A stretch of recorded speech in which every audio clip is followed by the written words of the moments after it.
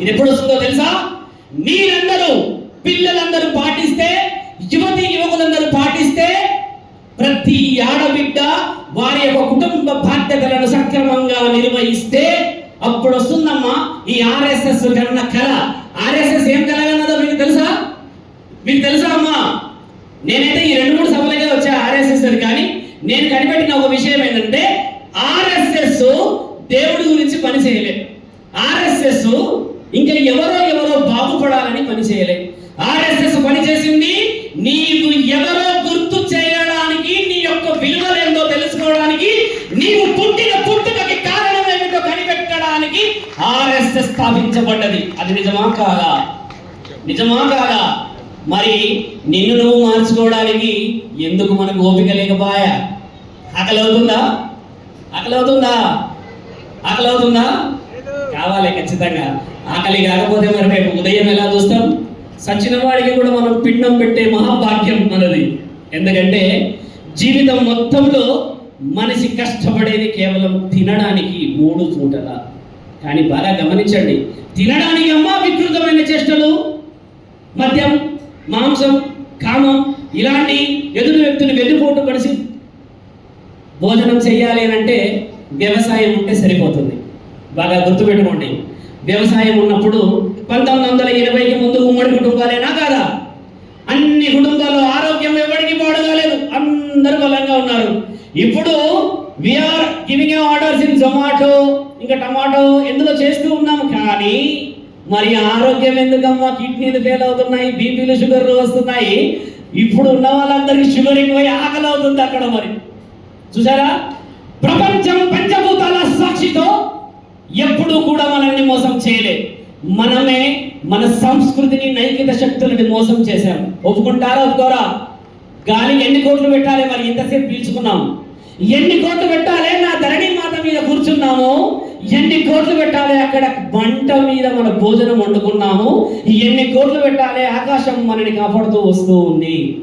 ఇన్నిటిని ఉచితంగా పొందుతున్న మనము సనాతన ధర్మాన్ని కాపాడలేమా? కాపాడదామా? ఇవన్నీ పంచభూతాలు ఎప్పటికి కూడా కాస్ట్ వేయరు, ఎవరు వేయడానికి రాదు. ఇదంతా ఎవరి ఆధీనం? పంచభూతాల ఆధీనం. నా తండ్రి మహాముఖండి ఆధీనం అది. బిడ్డలని ఎప్పుడు మోసం చేయలేరు. బిడ్డలు తల్లిదండ్రులనే మోసం చేశారు. ఆ సమాజమే కదా. కాబట్టి దేవాది దేవతలు ఎప్పుడు మనకు అన్యాయం చేయలేదమ్మా. అన్యాయం అంతా మనం మన సంస్కృతికి పొడుస్తున్న వెన్నుపోటు.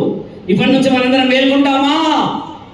జై శ్రీరామ్, జై శ్రీరామ్, జై శ్రీరామ్. కాలహర, దరిద్రహర, కష్టహర, నష్టహర,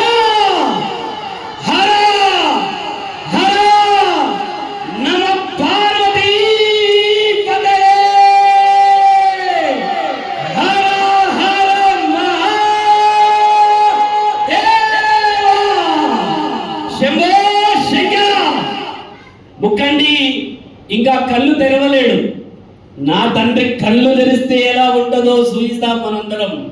కళ్ళు తెరవకుండానే కమ్మలైన ఆడబిడ్డల జీవితం నిత్యం సౌభాగ్యంగా ఉండాలని, యువతి యువకుల ఆయుర ఆరోగ్యాలు నిండుగా ఉండాలని, వారందరూ సమాజ శ్రేయస్సు కోసం పాటుపడుతూ ఉంటే పరమాత్ముడు అనువనువున ఉండాలని, జగదేక వీరుడు శ్రీకృష్ణుడు అనువనువున గురువులా ఉండాలని చెబుతూ, సాధు సత్పురుషులందరం మేము బతికే ఉన్నామని మరో మాట చెబుతూ, అన్యాయం ఎక్కడైనా ఆక్రమణం, అధర్మం ఎదురైతే తిరుగుబడతామని, అక్కడే మన యొక్క ధర్మాన్ని స్థాపిస్తామని మీ అందరికీ చెబుతూ ఒక మాట జై శ్రీరామ్ అని చెప్పి మనం అంటూ ఉండాలి.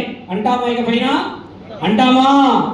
గుడ్ మార్నింగ్ జై శ్రీరామ్ అంటే ఇకపైన ఎవరైనా విర్రవీగితే హర హర హర, 3వ హరకి వాడి తల త్రిశూలం వచ్చి మనం అనే మాట ఏం తెలుసా?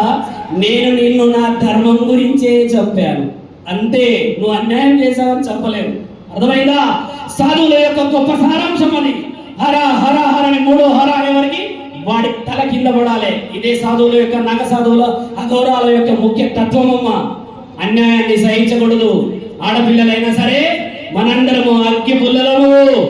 అగ్గిపెట్టె తయారు కావాలంటే అడవంత అవసరం. అదే అడవిని కాల్చాలనంటే ఒక్క అగ్గి పుల్ల చాలు తల్లి. ఛత్రపతి శివాజీ రావాలా మళ్ళీ సమాజాన్ని మార్చడానికి? శంభాజీ రావాలా? ఒక్కడే వచ్చి దేశాన్ని నలుమూలలా మారుస్తే ఇంతమంది కాషాయ జెండా వేసుకున్నాం, మనం మార్చలేమా? మారుస్తామా? కాపాడుదామా? ఇతిహాస పురాణాన్ని మనం అందరం కాపాడుకొని నిత్యం ఆనందంగా ఉంటామా? సరేనా? ఒక్క మాట చివరిగా ముగిస్తూ, నా కోసం నన్ను గురువుగారు రండి అని చెప్పిన మిత్రులందరికీ కృతజ్ఞతలు. నన్ను పిలిచినందుకు మహా ఆనందం. ఎక్కువ శాతంగా సభల్లోకి నన్ను పిలవాలంటే కొంచెం ఆలోచిస్తారు, ఎందుకంటే మరి నేను మాట్లాడితే ఇలా ఉంటుందని. కాబట్టి మనం ఇలానే మాట్లాడాలి, భవిష్యత్తుని కాపాడుకోవాల్సిన అవసరం ఉందని చెబుతూ అందరికీ కృతజ్ఞతలు. ఒక మాట చెబుదాం, మీరు అక్కడ కూర్చొని మనసా వాచ అంతఃకరణ శుద్ధిగా చెప్పాలి.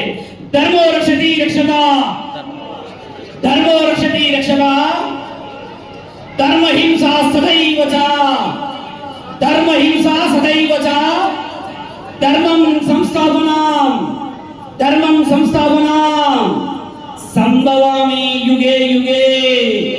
ధర్మాన్ని మనందరం కాపాడుకోవాలి. ఎవరైనా అధర్మాన్ని ప్రచారణ చేస్తూ ఉంటే అక్కడే మనం వాడి వీపు విమానం మోత మోగించి ధర్మ సంస్థాపనం చెయ్యాలి. మన వల్ల కాదనంటే చెప్పండి, సంభవమి యుగే యుగే. ప్రతి యుగంలో దేవుడు భూమండలానికి వచ్చి మళ్ళీ మనకు పవిత్రమైన భూమినిచ్చాడు మిత్రులారా.